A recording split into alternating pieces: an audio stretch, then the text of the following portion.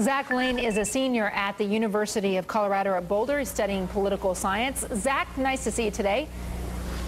Nice to see you. Did the president answer your question to your satisfaction?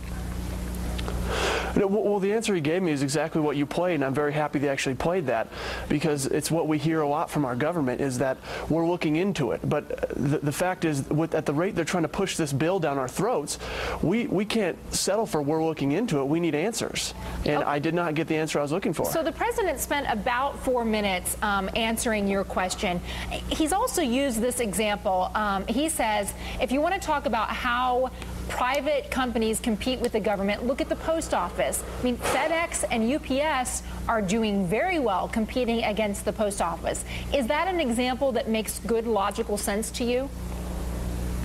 Absolutely not. There's two things I'll say about that. The first is, it's not apples to apples. The main business for the post office is sending letters, and FedEx and UPS, that's not their main source of income. They compete on packages. In my experience, anything over 2 pounds. Right. I get that it's comparing different systems of delivery and you're delivering different products, but the fact of the matter is you have a private entity competing against a public entity, and somehow that competition happens and it works. And in fact, they're besting the post office. Whoa, Contessa, let me say something. No, wait, let me finish. Zach, let me finish, please. Since we're going to have a logical style debate, since you're having the post office competing with FedEx and UPS are actually besting the UPS at this delivery of letters.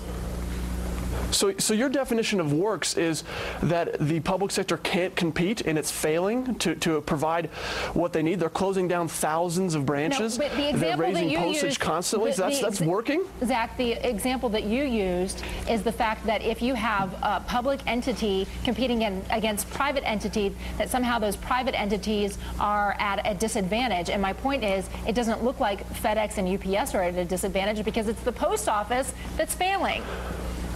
Well, if you would have listened to my first point, you would have realized I said this is not apples to apples. These are not true comparisons. The FedEx and UPS can't send a 42-cent letter up into Alaska and make money off of it. If they tried to do that, they wouldn't. The reason the government does it is because they can get it subsidized by us taxpayers, and for some reason our government is happy to lose money on things. All right, Zach, it's a pleasure to have you with us. You know, I have one question. Can I ask you a question? No, because I'm the interviewer, and that's the end of my show, and the people in the next hour get very mad when I go over my time. That wraps up this hour for me. I'm Contessa Brewer.